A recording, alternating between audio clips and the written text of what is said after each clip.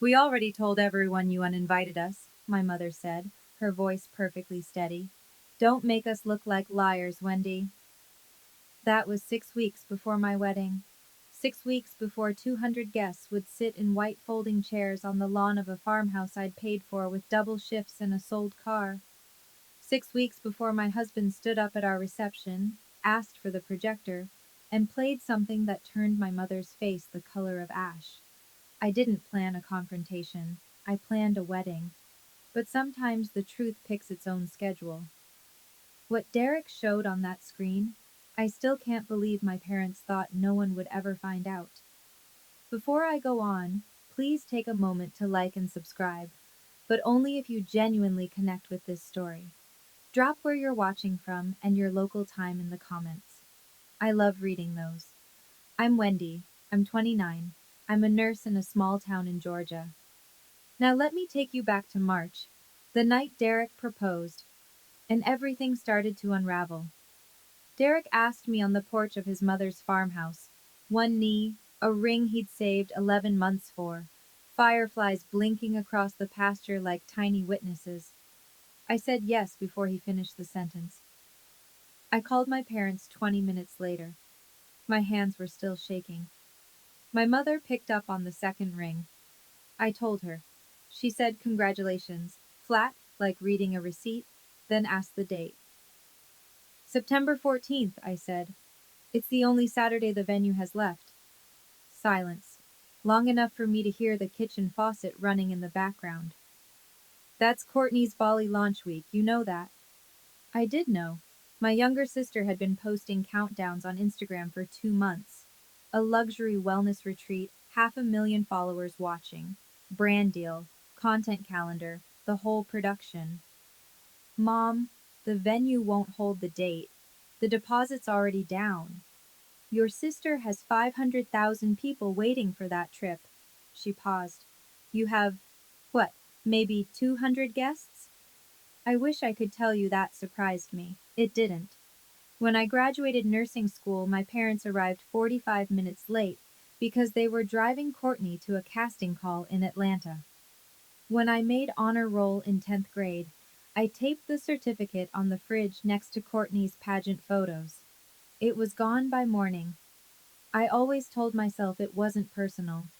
Courtney was the bright one, the visible one. I was the reliable one. Reliable doesn't need applause.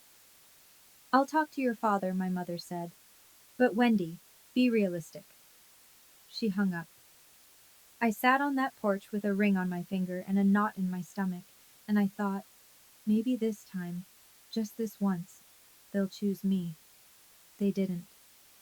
My father called that evening. 8:17 p.m. I remember because I was standing at the stove making pasta, and the timer on my phone read 8:17 when his name flashed across the screen. Derek was at the kitchen table. I put the call on speaker. Looking back, I'm glad I did. A witness matters.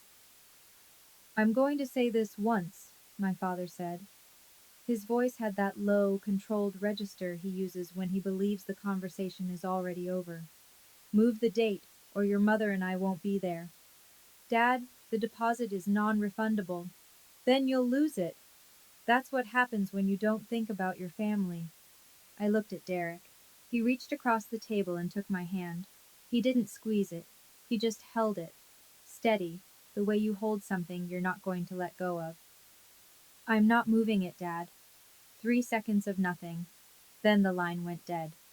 I stood there holding the phone, steam rising from the pot behind me. Derek said, "You okay?" And I said, "Yeah," which was a lie. But it was the kind of lie that gets you through the next 10 minutes so you can eat dinner and pretend the floor isn't tilting. My father has run our family the way he runs his hardware store. Inventory in, inventory out. No backtalk from the shelves. You do what Harold Foster says, or Harold Foster stops talking to you. I'd watched him freeze out his own brother for 2 Thanksgivings over a property line dispute. I knew exactly what won't be there meant. It wasn't a threat. It was a policy. I just didn't know yet how far that policy would reach. 10 days later, the caterer called. "Hi, this is Brenda from Magnolia Table. I'm calling because Diane Foster contacted us to cancel the deposit on her card. We need a new payment method within 10 days or we release your date. I was in the break room at the hospital, still in scrubs, coffee going cold in my hand. She canceled it? Yes, ma'am, this morning. I called the florist next. Same story. Diane had phoned in, polite as Sunday morning, and pulled both deposits. The photographer was still intact. That one was on my card. Everything else was gone. $14,000. Vanished with 2 phone calls. That night, I sat on our kitchen floor with a legal pad and a calculator. Savings account, $6,200. Wedding in 14 weeks. Deficit, roughly 8,000. Derek sat down beside me, back against the cabinet, shoulder touching mine. We sell the Civic, I said. He didn't argue. We listed my 2011 Honda the next morning. Got $4,800 from a kid at the community college. I picked up 3 extra night shifts a week on top of my regular rotation. 12-hour shifts, then home to address invitations at the kitchen table until my handwriting went crooked. Derek watched me lick an envelope at 2 a.m. and said, "Let me run your credit report. We need it for the house loan anyway." I said sure, barely listening. I was calculating how many overtime hours it would take to cover the new caterer who charged by the head instead of the platter. He opened his laptop. I sealed another envelope. When I looked up 20 minutes later, Derek was staring at the screen and he hadn't moved. Not even his fingers, just frozen. "What?" I said. He didn't answer right away. Before Derek could explain what he'd found, my phone started buzzing. Not calls, texts, one after another, lighting up the screen like a slot machine nobody asked to play. "Aunt Carol, heard you told your parents not to come? That's cold, Wendy." "Uncle Gene, your mom is heartbroken. Call her." A cousin I hadn't spoken to since Thanksgiving. "Family is forever. Don't do this." I scrolled through 11 messages in 4 minutes. Every single one carried the same story. That I had uninvited my own parents from my wedding. That I was being cruel. That Diane was devastated. I called Aunt Patty. She's my mother's younger sister, the only person in our family who ever looked me in the eye and said, "I see what they're doing." She picked up on the first ring. "They told everyone it was you," Patty said. No preamble. "Harold called Jean yesterday." Diane posted in the family group chat.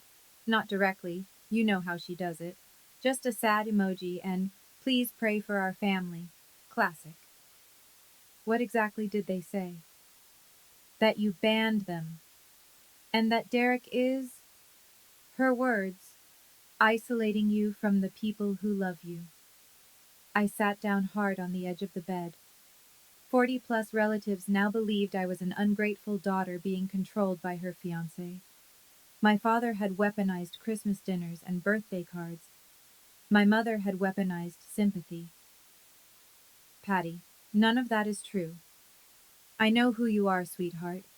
I'll be at that wedding." I hung up and stared at the ceiling. The damage was already spreading, root deep, through every branch of the family tree, and I didn't know yet that my mother was about to take it one step further, to someone I actually cared about impressing. 2 days later, Derek came home from his mother's house looking like someone had rearranged the furniture inside his chest. "My mom got a phone call," he said. He sat across from me at the table, hands flat, the way he does when he's choosing words carefully. "A woman named Diane called her, told her you have emotional instability, said she should, quote, keep an eye on you." The room tilted. Not dramatically. Just a slow, quiet tilt, like a picture frame sliding off a nail. My mother had called Ruth Calloway, my future mother-in-law, a woman I'd only known 8 months, a woman whose respect I was still earning. And Diane had called her to plant a seed that I was broken. Canceling the deposits, I could handle. Turning the relatives against me, I could stomach. But calling Derek's mother to sabotage the only new family I was building, that was different. That wasn't punishment. That was demolition. What did your mom say? I asked. She said, I've spent 30 years in a courtroom. I know what manipulation sounds like. Ruth Calloway had worked as a clerk at the county courthouse until she retired. She'd sat through custody battles, fraud hearings, protection orders. She didn't rattle. She recorded the call, Derek said. Georgia's a one-party consent state. She said if we ever need it, it's ours. I sat with that for a long time. Then I said the truest thing I'd said in weeks. I'm not fighting them, Derek. I'm just done explaining myself. From that point forward, all communication with my parents went through text, written record only. I didn't block them. I didn't yell. I simply stopped performing the role of the grateful daughter, and I didn't invite them back.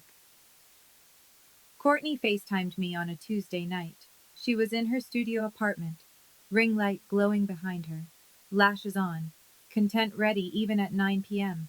Her whole life was a set, and she never stepped off it. When? Just move it. It's one day. It's my wedding. And it's my career. Since when does your career outrank my marriage? She tilted her head the way she does when she thinks she's being patient with someone slower. Since it pays for Mom and Dad's new roof. That stalked me. I didn't know Courtney was funding anything for our parents. Or, more accurately, I didn't know our parents were telling Courtney she was funding them. What roof? Dad said the estimate was $12,000. I covered half, brand money. She shrugged like it was nothing. Like writing a $6,000 check to your parents at 25 was just the price of being the favorite. Courtney, listen to me. I'm not moving the date. Then you're going to lose them. I already lost them. A long time ago. She blinked. For half a second something cracked behind the ring light. A flicker of recognition, maybe guilt. Then it sealed shut. Just do what they want, Wen. It's easier. Easier for who? She ended the call. I stood in the kitchen holding my phone and something Courtney said kept circling, since it pays for Mom and Dad's new roof. Courtney thought she was the family benefactor. She had no idea, or maybe she did, that my parents had other funding sources, sources with my name on them. When Derek finished pulling my full credit report the next morning, we found out exactly where the roof money really came from. Before I could process what Derek found, my father went nuclear. Harold Foster sent a message to the family group chat. 32 people, 3 generations, from Aunt Patty to my 17-year-old cousin in Jacksonville. Diane and I will not attend Wendy's wedding. She has made it clear that our family traditions don't matter to her. We hope she'll come around. Please respect our decision and give us privacy during this painful time. Painful time. Like he was the one selling his car and picking up night shifts. The responses piled up. Not for me, for them. So sorry, Harold. Praying for you both. She'll regret this one day. An aunt I hadn't seen since 2019 sent me a private message. Shame on you, Wendy. An uncle wrote, your parents gave you everything. Everything. They gave Courtney everything. They gave me a social security number to borrow against. But I didn't know that part yet. Not fully.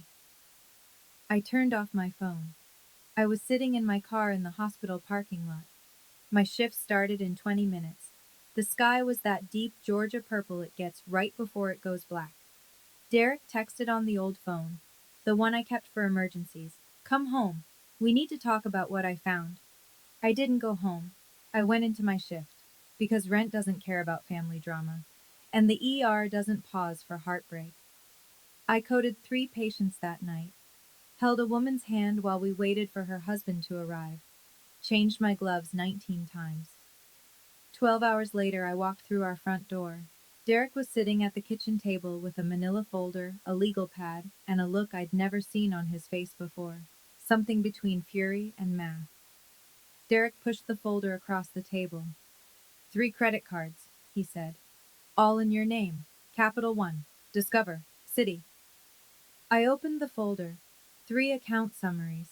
My name, My social security number, my parents' home address, the one I'd moved out of 7 years ago. Total outstanding balance, $47,300. I turned the pages slowly. Each statement was a map of someone else's life. A round-trip flight to Tulum, a 5-night stay at a resort in the Maldives, a $1,400 camera lens from B&H Photo, $3,000 at Nordstrom in a single afternoon. Every transaction matched. Tulum. Courtney posted poolside photos in March. The Maldives. Her most liked reel ever in November. The camera lens.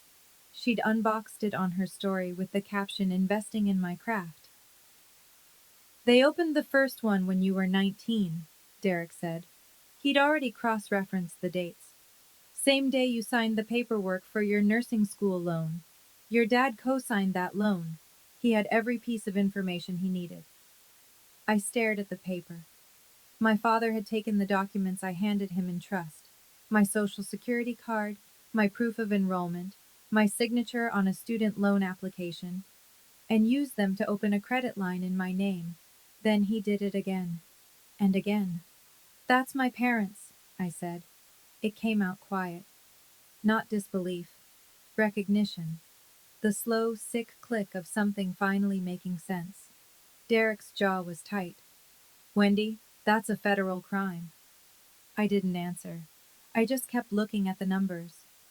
$47,000 of debt I'd never spent a cent of, sitting on my credit like a bruise I couldn't see. My parents hadn't just boycotted my wedding, they'd been borrowing against my future for 10 years. The next evening, Ruth Calloway came to our house. She didn't bring casserole or small talk. She brought her phone and a Ziploc bag with a USB drive inside it, because Ruth Calloway is the kind of woman who backs things up. "I saved the recording," she said, settling into the chair at our kitchen table like she'd done this 100 times at the courthouse.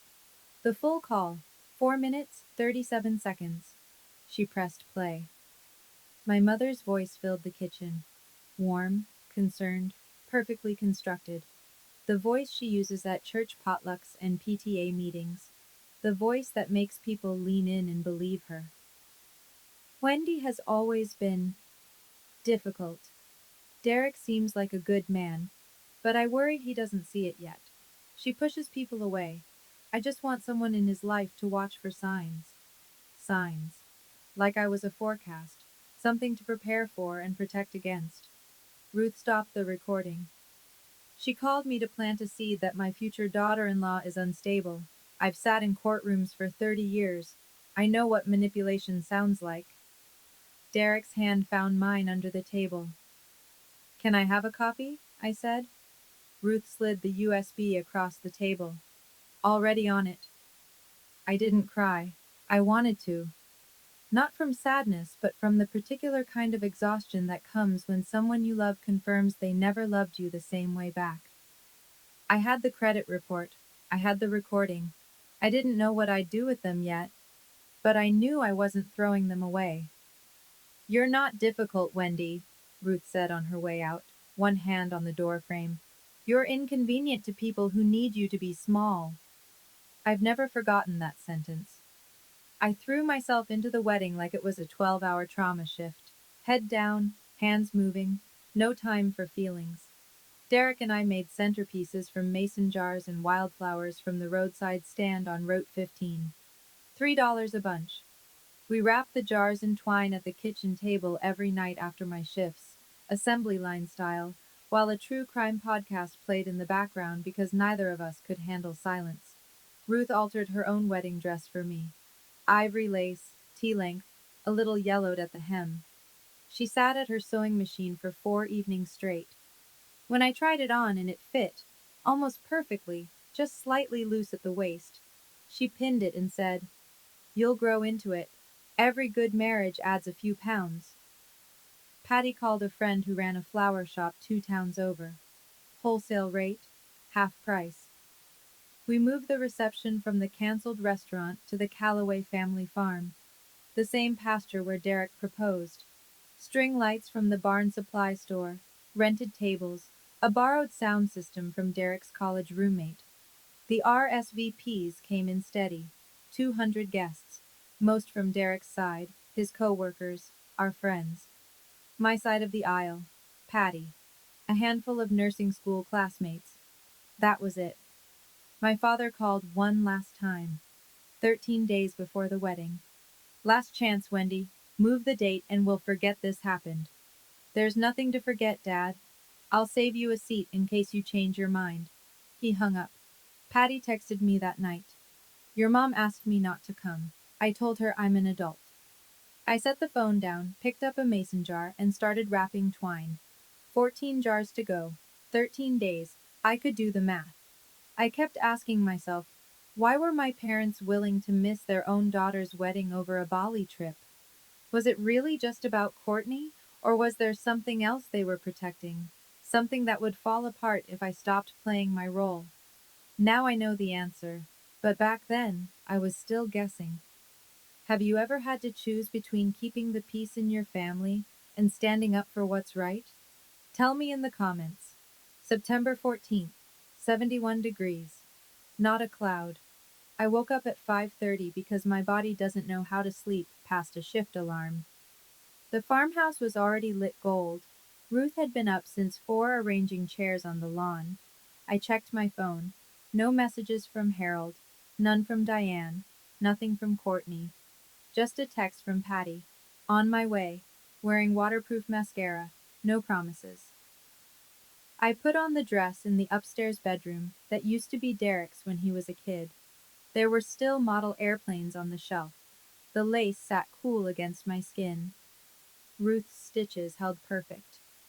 Patty arrived at 9. She walked in, saw me, and her eyes went red instantly. She pressed both hands over her mouth. I'm sorry they're not here, she whispered. Don't be. You're here. She hugged me so tight the lace creaked. At 10 o'clock, the ceremony started. 200 people in white folding chairs on a sloped green pasture, wildflower centerpieces lining the aisle. The Callaway barn behind us like a cathedral with a tin roof. There was no one to walk me down the aisle. No father of the bride. No arm to hold. So I walked alone. I've walked into trauma bays with blood on the floor. I've told families their person didn't make it. I've held my composure through things that would flatten most people. But walking down that aisle by myself, 200 faces turning toward me, knowing my own parents chose a content calendar over this moment, that was the longest 60 feet of my life. Derek stood at the end. His eyes were wet. His hands were steady.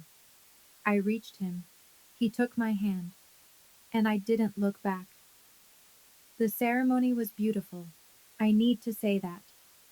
Because what came after was loud, and the quiet parts deserve to be remembered too. Derek's best man read a passage. Patty held the rings. The officiant, a retired pastor from Ruth's church, spoke about choosing people who choose you back, and I watched 4 women in the second row reach for tissues at the same time. But I could hear the whispers. During the vows, during the pauses between words, little currents running through the crowd. Where are her parents? I heard she kicked them out. That's not what Diane told me. My co-worker Linda, head nurse, 23 years on the floor, afraid of absolutely nothing, leaned in during the ring exchange and squeezed my elbow. Don't listen. You're radiant. I held it together. Through the vows, through the kiss, through the applause. I held it together when Derek said, I choose you, not because no one else would, because no one else could. I held it together when 200 people stood up and clapped and the sun broke wide open across the pasture like God was showing off. I held it together. The ceremony ended. People hugged us. Someone's kid threw wildflowers that stuck in my hair. Derek's college roommate started the music, a playlist he'd made the night before. Half country, half Motown, completely wrong and completely right. We moved to the reception area. Long wood tables under the string lights, catered barbecue from a place in Macon that owed Derek a favor, mason jar centerpieces catching the late afternoon glow. 200 guests. Paper napkins. Real love. The ceremony was perfect. The reception was where everything changed. I saw the headlights first. A silver Buick rolling slow up the gravel drive. Deliberate. The way you'd pull into a stage entrance if you wanted the audience to notice. My father stepped out in a charcoal vest and pressed slacks. My mother followed in a floral dress and fresh lipstick, camera ready, the way she always is when she knows people are watching. Diane spotted me across the lawn and her face broke into a wide, trembling smile. She walked straight toward me, arms open, voice pitched to Carrie. "Oh, sweetheart, we couldn't miss our baby's big day!" She hugged me before I could move. Her perfume hit my nose. The same Estee Lauder she's worn since I was 12. And for one terrible second, my body almost softened into it. Harold shook Derek's hand with both of his. "Welcome to the family, son." Loud, warm. Performed for the 8 nearest tables. People clapped.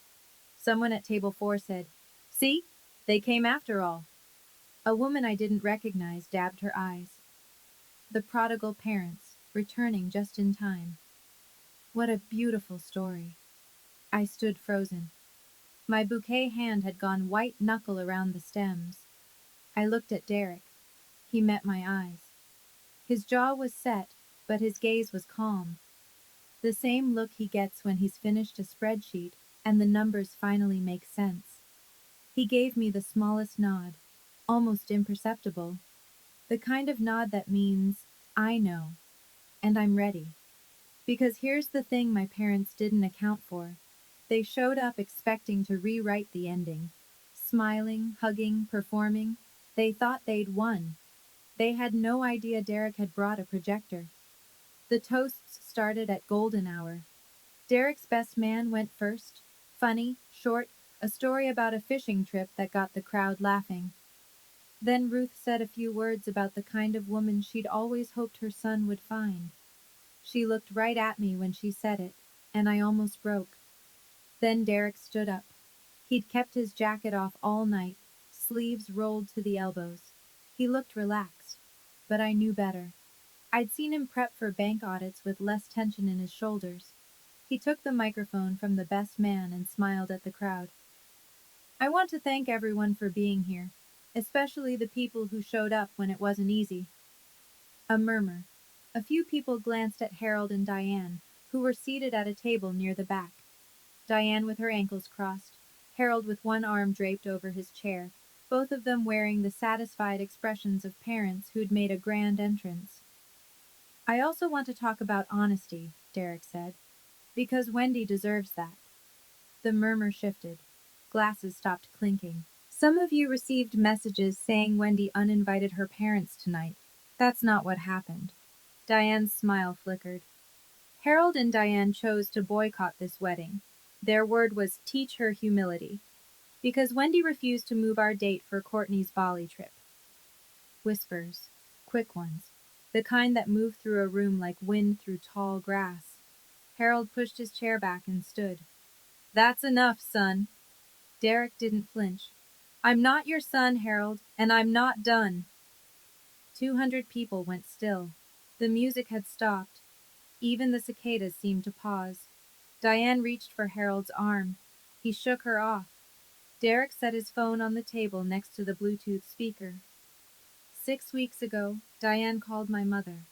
She told her that Wendy is emotionally unstable, that she pushes people away, that someone in my family should watch for signs. He looked at Diane.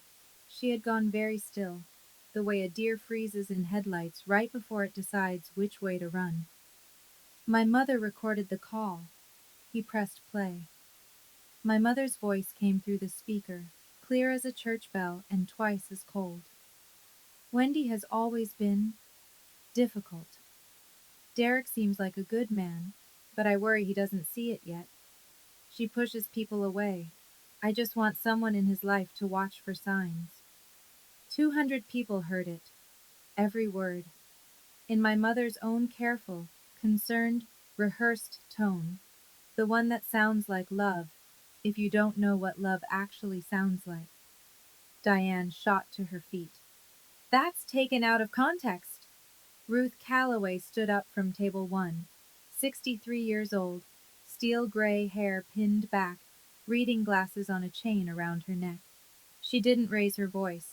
She never has to. I played the entire recording for my pastor, Ruth said. He said the same thing I did. It's manipulation. The crowd wasn't whispering anymore. They were silent. The kind of silence that has weight. Patty was crying at her seat, one hand pressed flat against the table, the other covering her mouth. She'd known her sister was cruel. She hadn't known the depth. Harold grabbed Diane's elbow. We're leaving. Derek held the microphone steady. You can leave. But there's one more thing your family needs to hear. Harold stopped walking. Derek's college roommate, the one who'd set up the sound system, pulled the white sheet tight between two barn posts. The borrowed projector hummed to life. Numbers filled the screen. 3 credit card accounts. My name at the top of each one. Below it, transaction after transaction, highlighted in yellow. Derek spoke without looking at his notes. He didn't need them. He'd memorized every line. 3 credit cards, opened in Wendy's name without her knowledge or consent.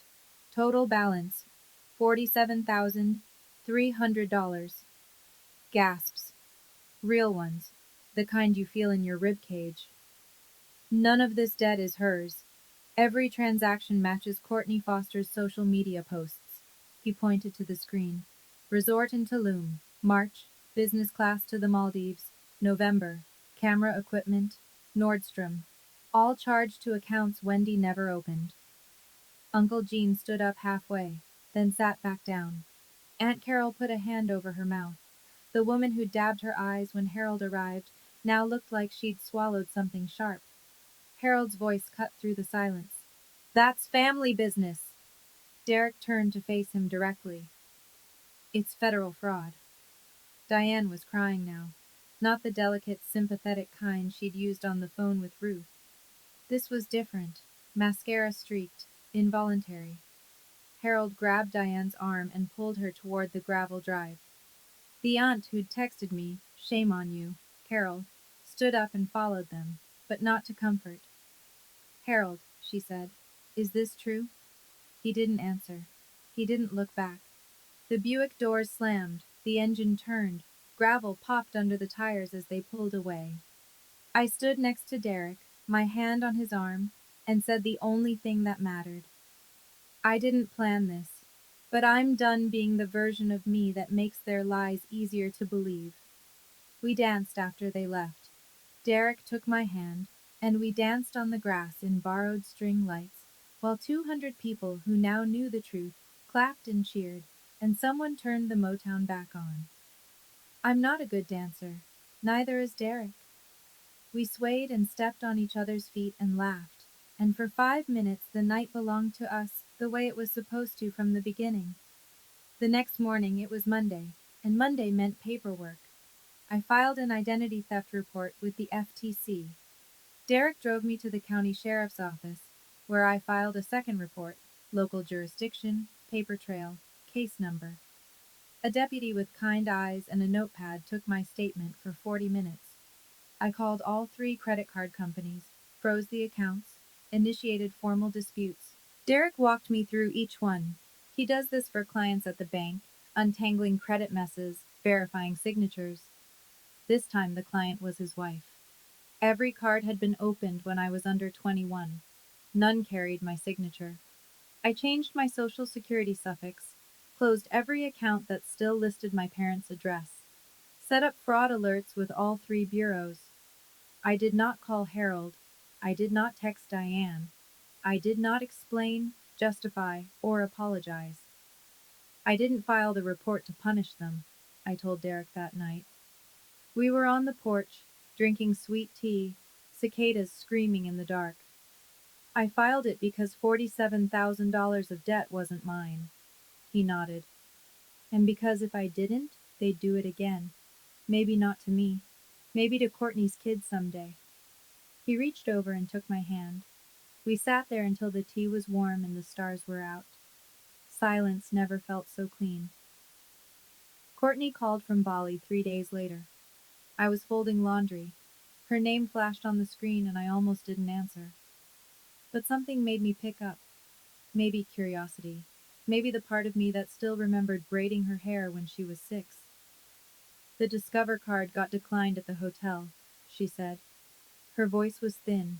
No ring-like confidence, just panic. What did you do? I froze my accounts. My name, my credit, my decision. You're ruining everything. I have a brand deal. The resort is part of the content package. I need that card for 3 more days. Fund it yourself. You're 25. Silence. Then a sound I hadn't heard from Courtney in years. A real sob. Not the kind she performs for stories. She hung up. I set the phone on the dresser and went back to folding towels. Over the next week, the fallout hit Courtney's feed like weather. The luxury Bali content just stopped. No more infinity pool shots. No more rooftop cocktails at sunset. She posted a photo from a budget hostel with the caption, "Keeping it real," and her followers noticed. Comments started blooming under her posts. Didn't your sister just get married? Heard your parents weren't there? T? Why did you skip your own sister's wedding for a vacation? Girl, the math isn't mathing. Courtney didn't respond to any of them. She privated her account for 2 days, then came back with a generic boundaries post that everyone saw right through. I watched from a distance. I didn't feel triumphant. I felt the way you feel when you watch a building you used to live in get condemned. Relief and grief, tangled up so tight you can't separate them. Diane called twice. I sent both to voicemail. The family rearranged itself in the weeks that followed. Slowly. The way tectonic plates shift. Invisible at first. Then suddenly everything's in a different place. Uncle Gene called me on a Wednesday evening. Gene is Harold's older brother. 64, retired electrician. Never missed a foster family reunion in his life. He'd been one of the first to text me. Your parents gave you everything. I owe you an apology, he said. No preamble. No small talk. I believed your dad. I shouldn't have. Thank you, Uncle Gene. He's my brother, and I love him. But what I saw on that screen, I can't unsee it. Aunt Carol, the one who texted shame on you, mailed me a card. Inside, a handwritten note and $200 cash. For your new start. I'm sorry I didn't ask your side first. The family group chat reorganized. Gene removed Harold and Diane himself. 30 people watched it happen in real time. His message was short. Until you explain the credit cards, I don't think you should be here. No one objected. At church on Sunday, Ruth told me the pastor's sermon had been about honesty within families. She said Harold and Diane were not in attendance. They hadn't been for 3 weeks running. In a small town in Georgia, 3 missed Sundays is a statement. People notice. People talk. The Fosters, who had built their reputation on being pillars, on Diane's deviled eggs at every potluck and Harold's handshake at every fundraiser, were suddenly absent. And in a place where absence speaks louder than words, the silence around them grew thick. I didn't orchestrate any of it. The truth did the work. I just stopped covering for them. The brand deal collapsed on day 11. Courtney's Bali sponsor, a wellness supplement company, pulled the $30,000 contract after their PR team found the comment section. Someone had screenshot the projector image from the wedding. A guest had posted a shaky phone video on their private Facebook. Small towns are leaky that way. And it had made its way into a Reddit thread about family drama. 40,000 followers unfollowed Courtney in 2 weeks. Her engagement rate cratered. The algorithm, which had once handed her reach like candy, now buried her posts beneath cooking tutorials and cat videos. She flew home from Bali early, economy seat, middle row. I know because Patty saw the flight itinerary. Courtney texted Diane begging for a pickup at Hartsfield. Back home, reality set in. Every credit card Courtney had been using, for flights, hotels, content equipment, the daily seamless order that fueled her lifestyle, was in my name. All frozen, all disputed. She had no personal savings, no backup card. Her checking account held $1,100. I didn't celebrate. There's no satisfaction in watching your little sister Google how to open a bank account at 25. That's not a win. That's the receipt for a decade of someone else's parenting failure. Harold and Diane couldn't help her either. Without the cards in my name, their cash flow tightened overnight. The new roof Courtney had supposedly funded never happened. The money had gone to Courtney's expenses, funneled through accounts bearing my name, laundered through the fiction that it was family money being shared. The math was simple once you stripped the performance away. My parents had been running their younger daughter's lifestyle on their older daughter's credit, and now the credit was gone. Courtney called one more time, a Thursday, late, almost 11 p.m. Her voice was different, stripped down, no affect, no performance, no strategy, just tired. I knew about the cards, she said. I sat on the edge of the bed. Derek was already asleep. I didn't wake him. Not all of them, she continued, but the first one, the capital one. I was there when Dad opened it. I was 15. He said it was for emergencies. I asked whose name it was in, and he said yours, and I asked why, and he said, because Wendy doesn't need the credit right now. I thought that was normal. It wasn't normal, Courtney. I know that now. We sat in the silence for a long time. Not the hostile kind. The kind that happens when two people are standing in the same wreckage and neither knows where to step.